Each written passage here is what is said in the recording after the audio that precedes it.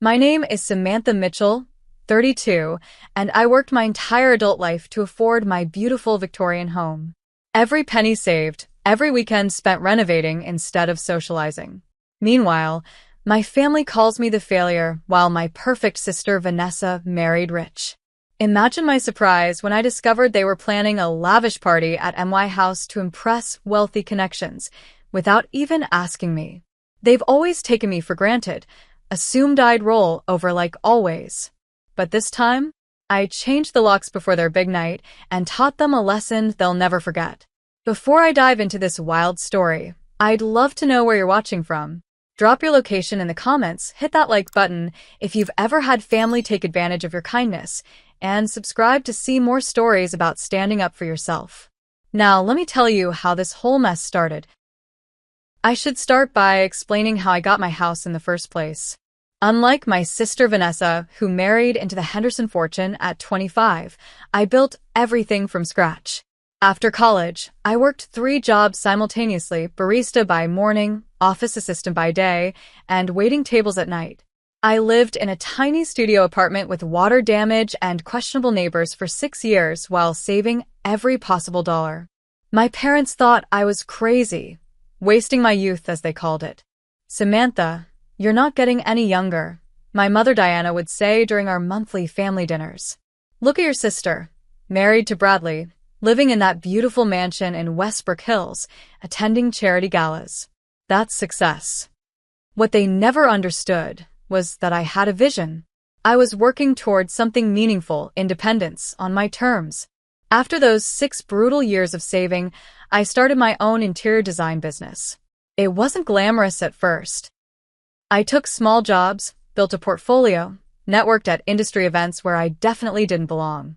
But slowly, things started happening. One satisfied client led to another. My Instagram page featuring before and after transformations gained traction. I was making a name for myself. And then 3 years ago, I found it, the house of my dreams. A 1920s Victorian with gorgeous bones, but desperately in need of love. The real estate agent actually tried to discourage me from buying it. "It's a money pit," she warned. But I could see past the peeling wallpaper and creaky floors. I negotiated the price down and signed the papers with shaking hands. I was 29, and I owned a piece of history in one of the most charming neighborhoods in town. The renovation process was another 2-year labor of love. I did what I could myself and called in favors from contractor clients for the rest. Every decision, from restoring the original hardwood floors to selecting the perfect shade of navy blue for the kitchen cabinets, was made with care. The end result was stunning: 3 bedrooms, 2.5 bathrooms, a sun-drenched reading nook, and a backyard garden that bloomed magnificently in spring. The crown jewel was the wraparound porch where I drank my morning coffee, watching the neighborhood come alive. Did my family appreciate any of this? Not really. At the housewarming party I threw last year, my father George walked through with a critical eye. "Hope you didn't overpay for this place," he muttered, tapping on a wall as if checking for structural damage. "This neighborhood is nice now, but who knows in 5 years?" Meanwhile, Vanessa breezed in 2 hours late with Bradley, carrying a tiny gift bag that contained a scented candle, the same one I'd seen in the clearance bin at Home Goods the week before. "It's cute," she said, looking around with a smile that didn't reach her eyes. "Very small but cozy." My house is 2,400 square feet. Her pool house is smaller. Despite all this, I maintain the family peace. I hosted Thanksgiving last year, attended Vanessa's ridiculous theme parties, including a yachts and champagne disaster where everyone had to dress in nautical attire, and listened to my mother's not-so-subtle hints about freezing my eggs before it's too late. The most recent family dinner was just 3 weeks ago. I just landed a major client, a boutique hotel downtown that wanted me to redesign their lobby and 5 signature suites. It was the biggest contract of my career. "That's nice, honey," my mother said, barely looking up from cutting her steak. "Vanessa, tell Samantha about your fundraiser. She might get some ideas for her little business." And so began a 20-minute monologue about how Vanessa had organized a charity auction that raised $50,000 for the Children's Hospital. Admirable, Sure, but she wasn't even on the hospital board. She just leveraged Bradley's connections to get wealthy people in a room. The way my parents beamed at her, you'd think she'd personally performed surgery on those children. I was picking at my dessert, contemplating an early exit, when my phone buzzed. A text from my cousin Emma. Hey Sam, confused about something? Is V hosting a party at your house next weekend? She's telling everyone about this amazing garden party at her family property and showed pics of your backyard. Thought you should know. I stared at the message, then at my sister across the table who was laughing at something our father said. A cold feeling settled in my stomach. This was just the beginning of what would become the most ridiculous family drama of my life. The morning after that text from Emma, I did some investigating. It didn't take long to find the evidence. On Vanessa's Instagram, there it was, a beautifully designed digital invitation for an afternoon in bloom, garden party and networking event. The background image was unmistakably my garden, captured during peak spring bloom when the hydrangeas were a stunning blue and my rose bushes were bursting with color. The caption read, "Join us at our family's historic property for an afternoon of connection and conversation. Limited exclusive invitations. Catering by Marcel's. Valet parking provided." My hands shook as I scrolled through the comments. People I didn't know discussing how excited they were to finally see the Mitchell family estate. Vanessa responding with things like, "We've kept it private for years, but it's time to open our doors to the right people. Our family has never owned an estate. My parents live in a perfectly nice but ordinary 4-bedroom suburban house. The only historic property connected to the Mitchell name is MY House, which I alone bought and renovated." I called Vanessa immediately. She answered on the 4th ring, sounding irritated that I'd interrupted whatever important thing she was doing at 10 a.m. on a Tuesday. "Vanessa, why is there an invitation circulating with pictures of my house?" I asked, trying to keep my voice level. "Oh, that." "I was going to tell you about it," she said casually. "It's this networking event for Bradley's business associates and some potential investors. It's really important, Sam." "At my house? Without asking me? Don't be dramatic. It's just for an afternoon. Mom and Dad thought it was a great idea. We thought you'd be happy to help the family make connections. It's not like you use that big house for entertaining much anyway." I nearly choked. "It doesn't matter if I throw parties or not. It's my house, Vanessa. My property that I paid for. You can't just decide to host events there." "Mom and Dad already gave the okay on your behalf," she replied, as if that settled everything. "They said you're always looking for ways to contribute to the family. They have no authority to give permission for using my house. Look, I have to go. The caterers are calling. They'll be dropping by your place tomorrow to measure the garden space and check the kitchen facilities." "Wait, what? You gave people keys to my house?" "Just the spare set Mom and Dad have. Don't worry, they're professionals. Listen, I really have to go. We can talk at Sunday dinner." She hung up before I could respond. I immediately called my parents, who confirmed everything Vanessa had said. "Samantha, don't be selfish," my mother scolded. "Your sister needs this. The Hendersons are bringing some very important people, and Vanessa wants to impress them. Their house is being painted that week, and you know how construction dust gets everywhere. Then she should postpone her party or find another venue. You can't just volunteer my house." "It's just for one day," my father chimed in. "Besides, it's good for you to be part of family initiatives. You're always so isolated with that design business of yours." I hung up feeling like I was losing my mind. Had my family always been this entitled? This dismissive of my boundaries? Things got worse when I checked my email and found a message from Elegant Events by Cynthia with a detailed itinerary for the garden party at my address. According to the schedule, not only would the event take place in my garden, but guests would have tours of the ground floor of my home. There was even a note about securing valuables from the main areas, as if I was some kind of hotel staff being instructed to prepare for guests. The final straw came the next day. I had installed a security system with cameras after moving in, mainly for peace of mind living alone. I was at a client meeting when my phone alerted me to movement at my front door. I discreetly checked the app and saw 2 women and a man in catering uniforms standing on my porch, trying keys in my door. I excused myself from the meeting and called my own house. One of the caterers answered, explaining they were there to check the kitchen specifications for Mrs. Henderson's party. "There must be a misunderstanding," I said firmly. "I'm the homeowner, and I haven't authorized any party. Please leave my property immediately." They apologized profusely and left, clearly embarrassed. I later learned from a follow-up call that Vanessa had told them it was her family's second home, and that my sister, who lives there, knows all about it. That evening, as I was stress cleaning my kitchen, my phone pinged with a group text between Vanessa and her friend Lydia that I'd accidentally been included on. Vanessa: "Everything's set with the caterer?" Lydia: "Small hiccup. They said the homeowner told them to leave." Vanessa: "Ugh, that's just Sam being difficult. I'll handle her. It's just Sam's house, she won't mind. It's not like she has an important life or anything. Bradley's connections are coming, for God's sake.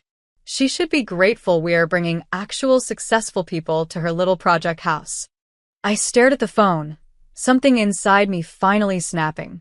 Little project house?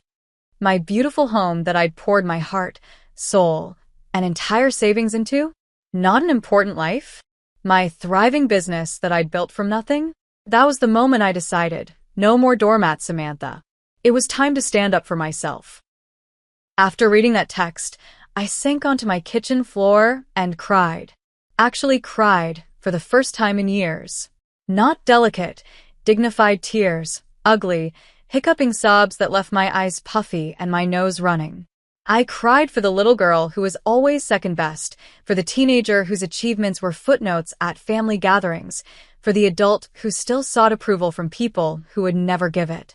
When the tears finally stopped, I felt hollow but somehow clearer. I pulled out a bottle of wine, poured a generous glass, and called the one person who had always seen me clearly, my best friend Olivia. "They did what?" Olivia exclaimed after I explained the situation. "Sam, that's not just rude, that's literally trespassing. They can't just use your house without permission. Apparently in Mitchell family logic, they can," I replied, taking a long sip of wine. "I've always been family property, so why not my house too?" "This isn't about a borrowed sweater or using your Netflix account," Olivia said. "This is your home, your safe space, the thing you worked for years to afford. And they're just commandeering it." Hearing someone else articulate the violation made it more real somehow. This wasn't me being oversensitive. This was genuinely outrageous behavior. "I don't even know what to do," I admitted. "If I just say no again, they'll keep pressuring me, or worse, they might just show up with guests anyway since they have keys." "First of all, you need to talk to Marcus," Olivia said firmly. Marcus Wilson was our mutual friend from college who had become a successful property lawyer. "Know your legal rights here. And second, you're staying at my place tonight. Guest room is already made up." I protested weakly, but Olivia was insistent. An hour later, I was sitting in her comfortable living room with a fresh glass of wine and Marcus on speakerphone. "Let me get this straight," Marcus said after I'd explained everything. "Your sister, without your knowledge or consent, planned a large event at your property, gave out keys to vendors, and is bringing dozens of strangers into your home? And when confronted, your family basically told you to deal with it." "That about sums it up," I said. "Sam, legally speaking, this is cut and dry. It's your property. You have absolutely no obligation to allow this. In fact, you could report anyone who enters without permission for trespassing." "I don't want to call the cops on my family," I sighed. "Understandable," Marcus replied. "But you should know that you're completely within your rights to take action to secure your property. Changing locks, for instance, would be a reasonable step if unauthorized people have keys." After hanging up with Marcus, Olivia and I talked late into the night. She reminded me of all the times my family had taken advantage of my accommodating nature, the loans to Vanessa that were never repaid, the holidays I hosted without help, the way they minimized my career while expecting me to celebrate every tiny achievement of my sister's. "Remember your cousin's wedding?" Olivia asked. When your mom volunteered you to make all the centerpieces for free and then introduced you as my daughter who does crafts to everyone? I grimaced. I'd spent over $2,000 on materials and worked every night for 2 weeks to create those centerpieces. Or the time your dad needed a new office designed for his insurance business, and you did it at cost, but he still complained about the invoice? They've always been like this, I admitted. I just keep hoping that if I do enough, they'll finally see me. Olivia took my hands. Sam, they won't. Not unless you make them. People don't change when everything's working great for them. And right now, having you as the family doormat is working great for them. That night, sleeping in Olivia's guest room, I had a dream about my house. In the dream, I returned home to find it filled with strangers in fancy clothes, all of them touching my things, sitting on my furniture, criticizing my decor. I tried to tell them to leave, but no sound came out. I was invisible in my own home. I woke up with a racing heart and a decision made. The next morning, I called a locksmith and my security company. Then I texted Olivia. Can I stay with you for about 10 days? I have a plan. Her response was immediate. Guest room is yours for as long as you need. What are we doing? I smiled at the we. Unlike my blood relatives, Olivia had always been in my corner. We're teaching my family a lesson about respect and boundaries, I replied. And I might need help moving some things. Throughout that day, between client appointments, I made several crucial calls. First to Raphael, the top-rated locksmith in town, who could change all my locks and upgrade to a smart security system within 2 days. Then to a storage company to rent a secure unit. Finally, to my assistant Becky, explaining that I'd be working remotely for the next week or so due to a family situation. That evening, as I packed an overnight bag at my house, my phone rang. It was Vanessa. Sam, the event planner says you're being difficult. Why would you tell the caterers to leave? This is really unprofessional. I took a deep breath. Vanessa, I'm going to say this one more time. I did not agree to host your party. I will not be hosting your party. You need to find another venue. But all the invitations are sent. People from Bradley's firm are coming, including the partners. The Hendersons will be there. Do you know how hard it was to get them to commit to a date? Not my problem, I said, surprising myself with how calm I sounded. You should have asked me before sending invitations with my address on them. Mom and Dad are furious with you, she threatened. They said you've always been selfish, but this takes the cake. That familiar stab of guilt hit me, but this time, I pushed through it. Goodbye, Vanessa. Good luck with your party. I suggest the country club. They have lovely gardens. I hung up and blocked her number. Then I blocked my parents' numbers too, at least temporarily. I knew once I started executing my plan, the calls would be relentless. As I looked around at my beautiful home, the custom bookshelves I'd installed myself, the vintage chandelier I'd restored, the perfect shade of sage green I'd tested 15 samples to find, I felt a fierce surge of protectiveness. This wasn't just a house. It was physical proof of everything I'd accomplished on my own, despite my family's lack of faith in me. No one was going to take it from me, even for a day. Not without consequences. The morning after my decision, I woke up early and started methodically documenting everything in my house. I took detailed photos of each room, opened drawers to inventory their contents, and made special note of valuable or irreplaceable items. It wasn't that I thought my family would steal from me, exactly, but I didn't trust the strangers they planned to invite into my home. By noon, Olivia arrived with coffee and reinforcements, our friends Natalie and Lauren, who'd volunteered to help with Operation Boundary. Okay, what's the plan, General? Natalie asked, saluting me with her coffee cup. I laid it out for them. First, we pack up all valuables, sentimental items, and anything I'd be devastated to lose. Those go to storage. Second, Raphael the locksmith is coming tomorrow to change every lock and install a new security system that I can monitor remotely. Third, I temporarily moved to Olivia's guest house until after the planned party date. And then what? Lauren asked. I smiled. Then I watched the chaos unfold when they show up to host a fancy garden party at a house they can't enter. We spent the entire day carefully packing my grandmother's china, my collection of first edition design books, the artwork I'd accumulated over the years, and my jewelry. I removed family photos, important documents, and even my favorite clothes. By evening, my SUV and Olivia's car were packed to the brim with boxes headed for the storage unit I'd rented. What about furniture? Natalie asked as we collapsed on my couch with pizza. Too much work to move, and honestly, I'm not worried about the furniture. I just don't want them in my space, touching my personal things, acting like they own the place I worked so hard for. The next day, Raphael arrived with his team. He was a serious man in his 50s who listened carefully as I explained the situation. Family problems, he said, nodding sympathetically. Seen it before. Don't worry, Ms. Mitchell. By tonight, only your fingerprint or app approval will open these doors. They spent hours replacing every lock, installing a smart doorbell system, and setting up additional security cameras that would send alerts to my phone. Raphael walked me through the new app, showing me how to monitor all entry points remotely and even speak through the doorbell if needed. Nobody gets in unless you want them to, he assured me. Not even with the old keys. I paid him extra for the rush job and the discretion. By that evening, my house was securely locked down, with only Olivia and myself having access through the new system.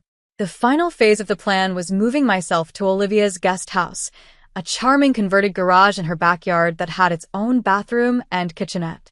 I brought enough clothes for 2 weeks, my laptop and work materials, and some comfort items to make the space feel homey. Welcome to your temporary rebel headquarters, Olivia said, helping me arrange my things. How are you feeling? Nervous, I admitted. But also powerful? I've never really stood up to them like this before. It's about time, she said firmly. I'm proud of you. The first test of the new security system came just 2 days later. My phone alerted me to motion at my front door, and I opened the app to see a woman in a crisp blazer trying my doorbell. The event planner, presumably. I watched as she frowned, checked an address on her phone, and tried again. After a few minutes, she made a call, looking increasingly frustrated. 20 minutes later, my phone lit up again. This time, it was Vanessa at the door with the event planner. I watched as they tried the old key in the new locks, confusion turning to irritation on my sister's face.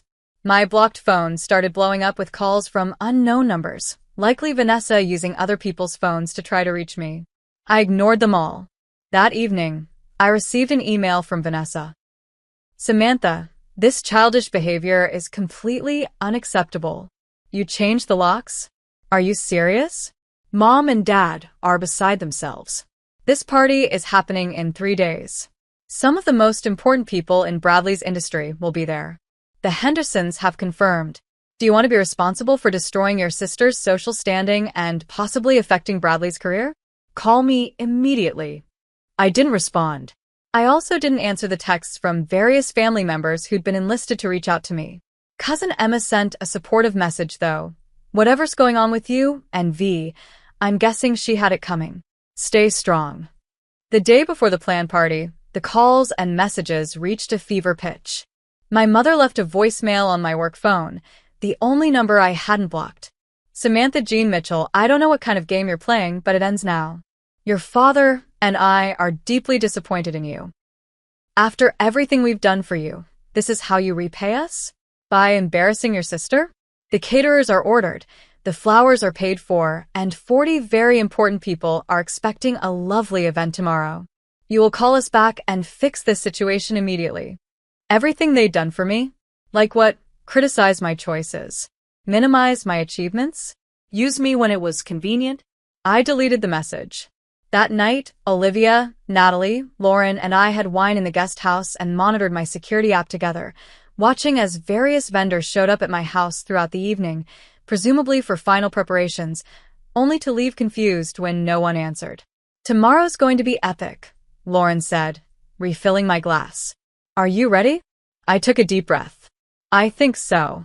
Part of me feels terrible, but another part is enjoying standing up for yourself for once. Olivia suggested. I nodded. Exactly. Then cheers to that, Natalie said, raising her glass. to boundaries and self-respect. We clinked glasses, and I tried to ignore the nervous butterflies in my stomach. Tomorrow would either be a turning point in my family relationships or the beginning of an even bigger rift. Either way, there was no going back now. The morning of Vanessa's planned garden party dawned sunny and perfect, ironically ideal weather for an outdoor event. I woke up early, feeling a strange mix of anxiety and anticipation. Olivia brought coffee to the guest house, and we settled in front of my laptop where I had the security app open, monitoring all camera feeds for my property. "Anything yet?" she asked, handing me a steaming mug. "Nothing. But the invitation said 2 p.m., so we have time." We didn't have to wait long. At 9:17 a.m., the first vehicle pulled up, a catering van. Two men in white uniforms approached my front door with trays of what looked like pre-made hors d'oeuvres. They rang the doorbell, waited, rang again, then made a phone call. After a brief conversation, they returned to their van looking confused but remained parked on the street. "And so it begins," Olivia said. By 10 a.m., the street in front of my house had become a staging area for the party suppliers. A flower delivery truck arrived with elaborate arrangements. A rental company dropped off tables and chairs. A lighting specialist showed up to string what looked like thousands of fairy lights through my garden trees. All of them attempted entry. All of them made calls, and all of them ended up waiting in a growing crowd on my sidewalk. At 10:32 a.m., Vanessa's silver Mercedes screeched to a halt in front of the house. She emerged looking immaculate as always in a pale blue sundress, but her face was tight with stress. Our parents' car pulled up right behind hers. "Here comes the cavalry," I murmured, turning up the volume on the doorbell camera. Vanessa marched up to my door and pressed the doorbell repeatedly. When that yielded no response, she tried her key again, jiggling the handle aggressively. "Samantha," she shouted at the door. "Open up right now. This isn't funny anymore." My mother hurried up behind her, my father trailing with a thunderous expression. "I told you she was being difficult," Vanessa said to them. "She changed the locks." "Who does that?" "Someone whose house was being invaded without permission," I whispered to Olivia, who squeezed my shoulder supportively. My father stepped forward and pounded on the door. "Samantha, we know you're in there. Open this door immediately." The event planner approached them cautiously. "Mrs. Henderson, I'm so sorry, but we really need to start setting up. The guests will arrive in just a few hours, and we haven't even accessed the space yet." Vanessa turned to her with a strained smile. "Just a small family misunderstanding. Give us a moment." The woman retreated, and Vanessa pulled out her phone. A second later, my phone lit up with her call. After all the ignoring and blocking, I decided it was finally time to answer. "Hello, Vanessa," I said calmly. Where are you? Why aren't you opening the door? There are a dozen people outside your house right now." "I'm not home," I replied. "And I won't be home today." "What do you mean you're not home? Where are you?" "The party starts in 4 hours.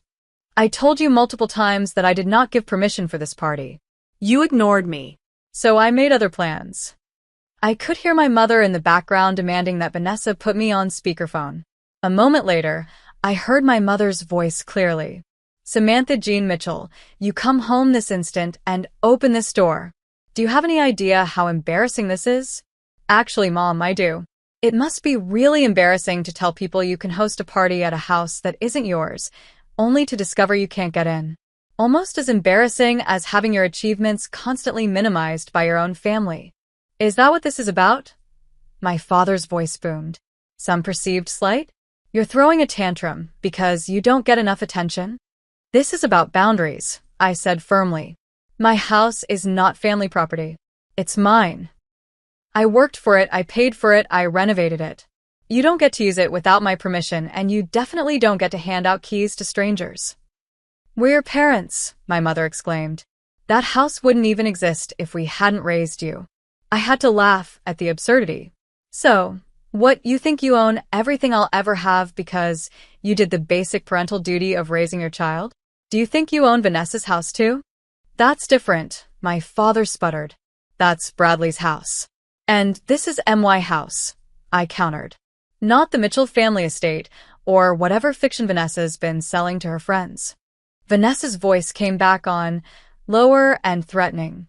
Sam, I have 40 extremely important people showing up in a few hours. If you ruin this for me, I swear to God. You'll what? I challenged. Treat me worse than you already do? Make more dismissive comments about my little project house and my unimportant life? Call me selfish for not letting you use my home without permission? There was a stunned silence on the other end. How did you know I said that?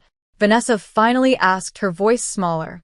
You accidentally included me on that group text with Lydia.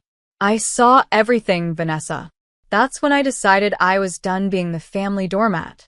More silence, then my mother again. Samantha, please. We can discuss family grievances another time. Right now, we need you to come home and open the door.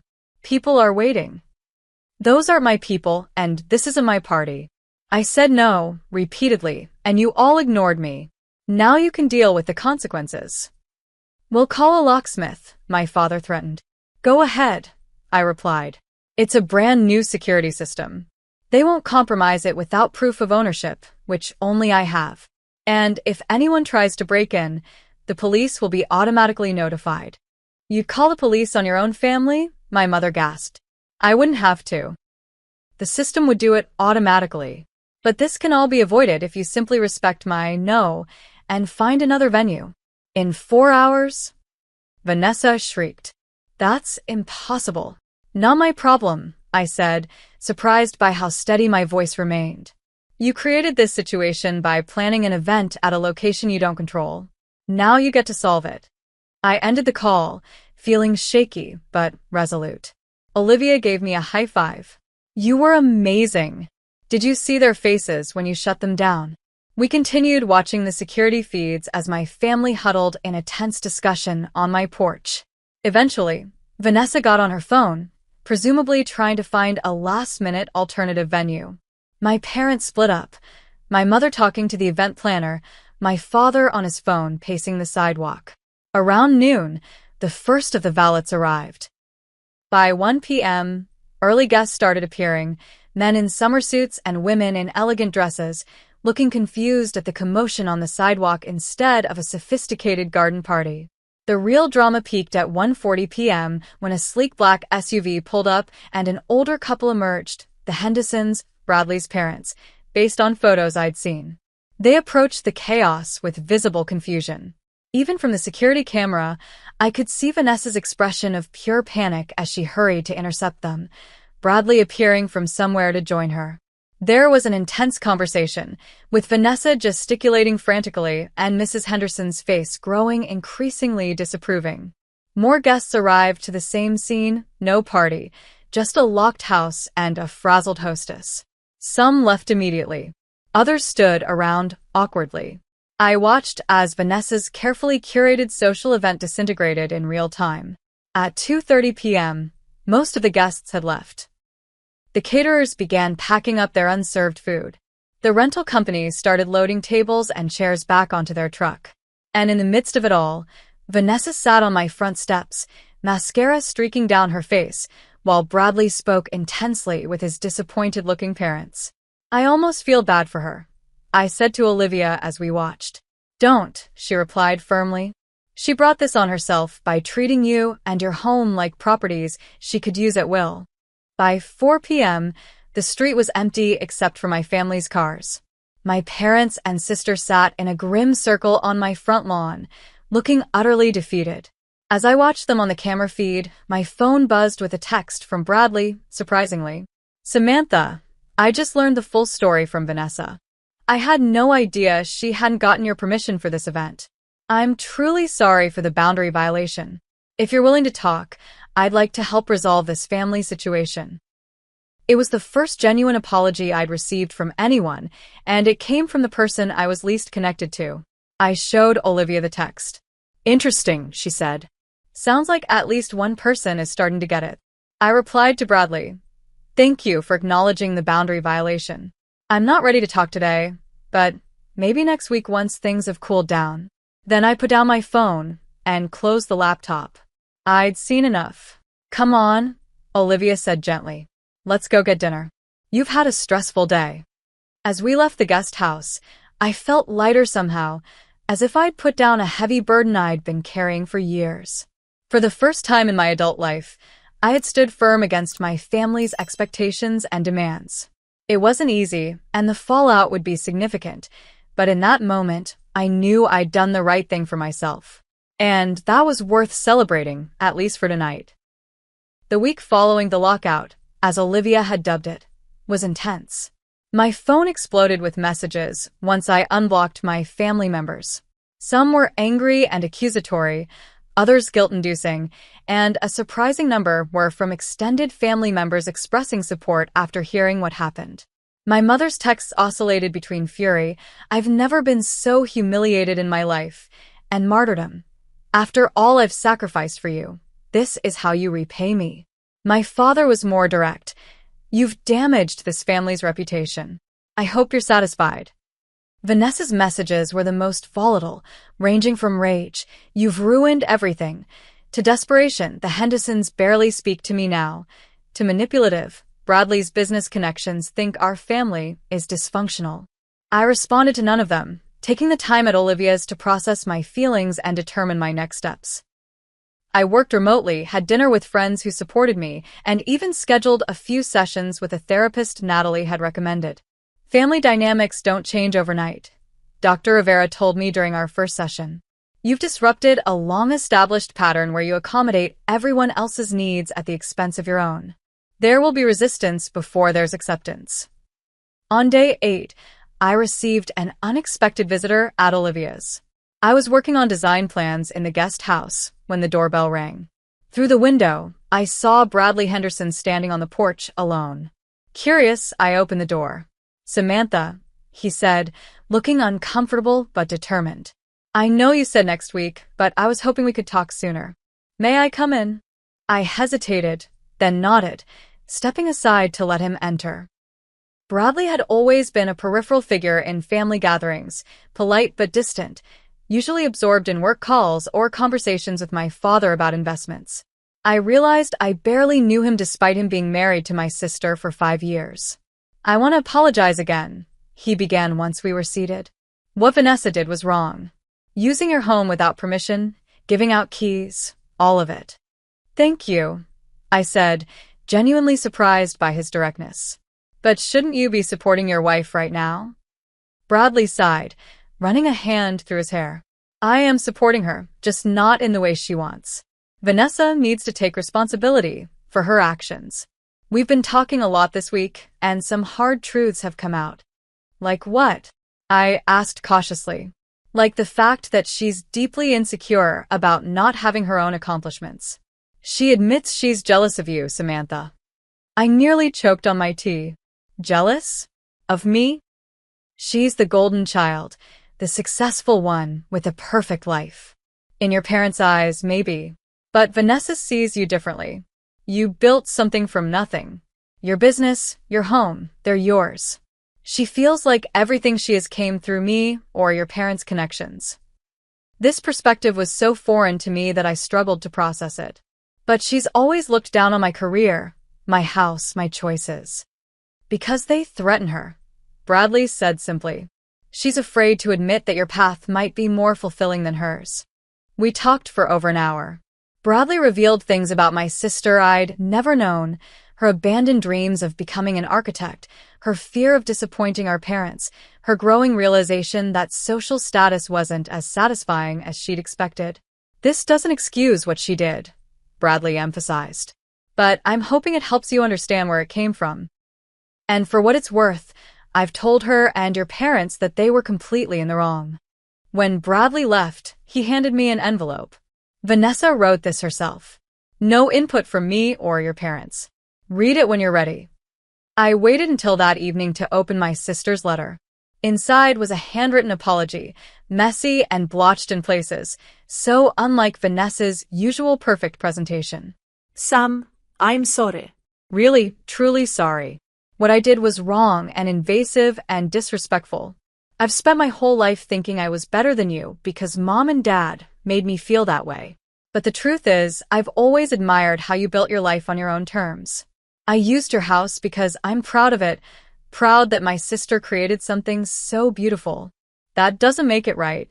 I should have asked. I should have respected your boundaries. I don't expect forgiveness right away, but I hope someday we can start over. It wasn't perfect, but it felt sincere in a way few interactions with my sister ever had. The next day, I moved back into my house. It felt strange at first, knowing how close it had come to being invaded. I walked through each room, reconnecting with the space, before bringing my belongings back from storage and Olivia's guest house. 3 days later, I agreed to meet my family at a neutral location, a restaurant downtown that specialized in Sunday brunch. Walking in, I spotted them at a corner table, all looking unusually subdued. My mother had clearly been crying, her eyes puffy despite careful makeup. My father seemed smaller somehow, less imposing. Vanessa was pale, her usual confidence absent. "Samantha," my mother said as I sat down, "thank you for coming." The conversation started awkwardly, with careful small talk about the weather and the restaurant's decor. Finally, my father cleared his throat. "Your mother and I have been doing some reflecting," he said stiffly. "We may have overstepped with regard to your house." It was the closest thing to an apology I'd ever heard from him. "You think?" I replied, unable to keep the edge from my voice. "You gave away keys to my home without permission. You dismissed my explicit refusal. You called me selfish for not wanting strangers traipsing through my private space." "We were wrong," my mother said quietly, surprising me. "We've always treated you as an extension of ourselves rather than as your own person. Bradley helped us see that." I glanced at Vanessa, who looked down at her plate. "Bradley's been very direct with all of us," she murmured. "I spent my entire life trying to earn your approval," I said, looking between my parents. "Working myself to exhaustion, achieving things you never thought I could, buying a house you never thought I'd afford. And none of it was ever enough. You still saw me as the family resource, not a person with my own boundaries and dreams." "You're right," my father admitted, the words seeming physically painful for him to say. "We've been unfair to you, dismissive of your accomplishments because they didn't fit our narrow definition of success." "I always thought you had it so easy," Vanessa added, looking up at me. "Mom and Dad were hard on you, but they never had expectations for me beyond marrying well. They never pushed me to achieve anything on my own." "We thought we were protecting you," our mother said to Vanessa. "But we did you a disservice, too." The conversation continued through brunch, painful but necessary. Old resentment surfaced. Tears were shed, even by my father, which I'd never seen before. Family patterns were named and examined. By the time the check came, we were all emotionally exhausted, but somehow lighter. "So where do we go from here?" my mother asked tentatively. "I need things to change," I said firmly. "Real change, not just apologies that fade when convenient. I need my boundaries respected, my home treated as mine alone, and my career acknowledged as legitimate." "That's fair," my father nodded. "And I need to know that I'm valued for who I am, not what I can provide the family or how I make you look to others." "We can do better," my mother promised. "We want to do better." As we walked out of the restaurant, Vanessa pulled me aside. "I really am sorry, Sam. And I'm also kind of in awe of you. Standing up to all of us like that took guts." I studied my sister's face, searching for the usual calculation or insincerity, but found only genuine remorse and something else, respect, maybe. "Thanks," I said simply. "And for what it's worth, it's not too late for you to build something of your own too." She nodded thoughtfully. "I've been thinking about that a lot this week. Maybe it's time." As I drove home, I realized that for the first time in my adult life, I'd stood in my truth with my family and hadn't backed down. Whether their change of heart would last remained to be seen, but something fundamental had shifted in our dynamic, and I had no intention of letting it shift back. 3 months after what my family now sheepishly referred to as the incident, I stood in my kitchen arranging a platter of appetizers. The house smelled of fresh flowers and the lemon cake baking in the oven. Through the window, I could see Olivia and Natalie setting up a drink station on the patio, laughing about something as they arranged bottles and glasses. Today, I was hosting a party of my own, a proper housewarming on my terms. The doorbell rang, and I checked the security app out of habit before going to answer it. My parents stood on the porch, my father holding a gift bag, my mother clutching a bouquet of sunflowers. Right on time, I greeted them, opening the door. "We wouldn't want to be late to our daughter's party," my mother said, handing me the flowers. "These reminded me of your nursery wallpaper. Remember the yellow room with the sunflower border?" It was a small thing, but significant. My mother referencing a positive childhood memory instead of a perceived failure or shortcoming. "Thank you," I said, genuinely touched. "Come in, you're the first guests." My father handed me the gift bag, awkwardly. "It's a housewarming present. I know you've been here a while, but we never properly celebrated your achievement."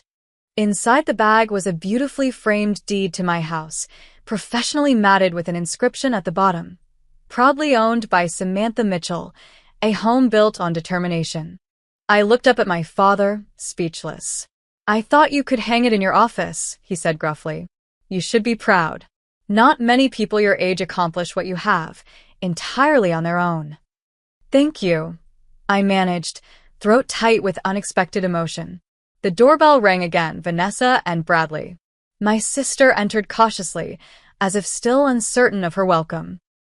3 months of weekly coffee meetings had begun to rebuild our relationship, but we were still finding our footing. "Sam, the house looks amazing," she said, looking around appreciatively. "Those new bookshelves in the living room. Did you build those yourself?"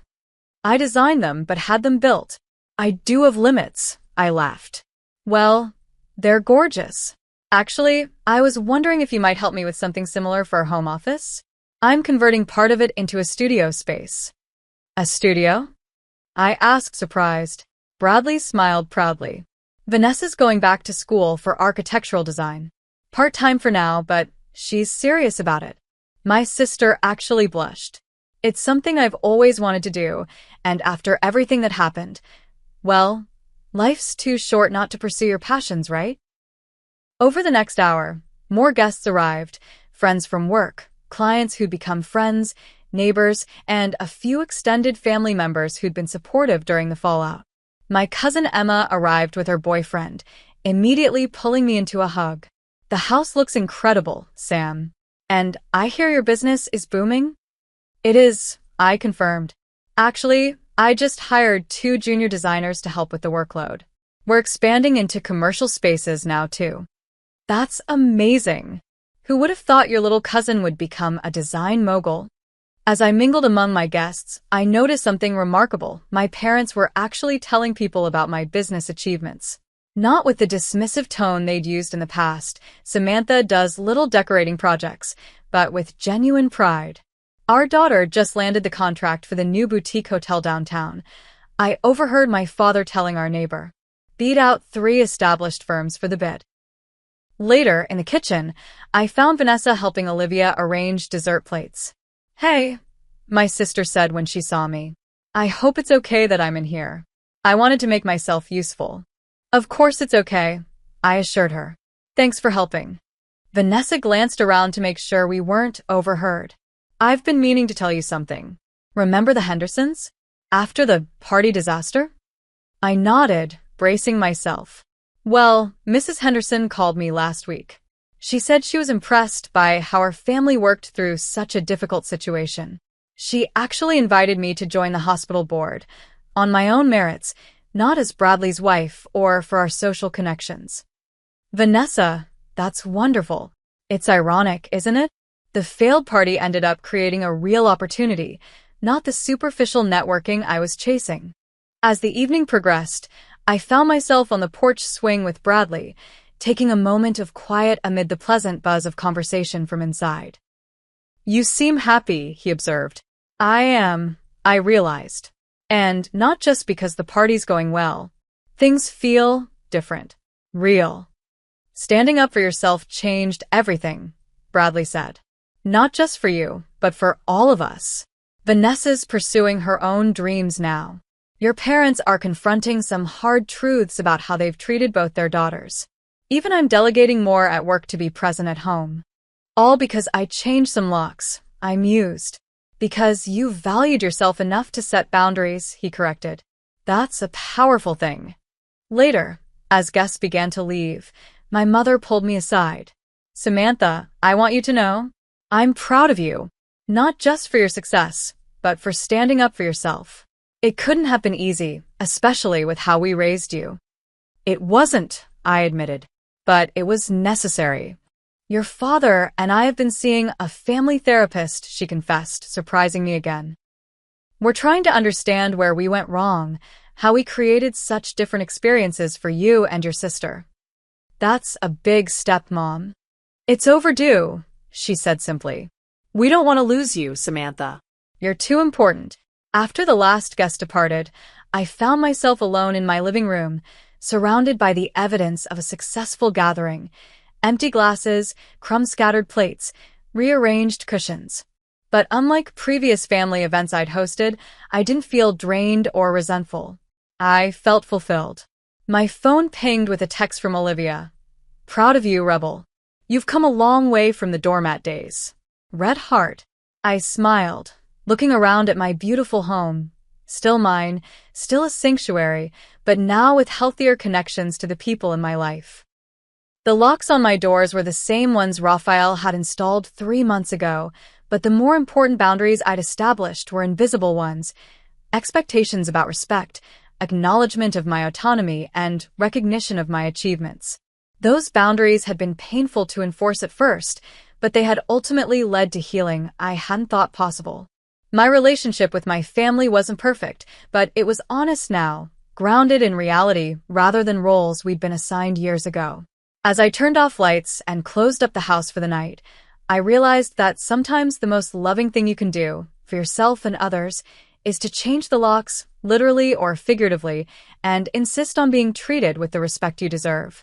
It might cause chaos initially, but in that disruption lies the possibility of something better. Authentic connections built on mutual respect rather than obligation or control. That lesson was worth every uncomfortable moment of the journey. Have you ever had to establish difficult boundaries with family members? What happened when you finally stood up for yourself? Share your experiences in the comments below. I'd love to hear how others have navigated similar situations. If this story resonated with you, please like and subscribe for more content about personal growth and family dynamics. Don't forget to hit that share button if you know someone who might need encouragement to stand up for themselves. Thank you for spending time with me today, and remember, your space, your rules. You deserve respect, and sometimes you have to be the one to teach people how to give it to you.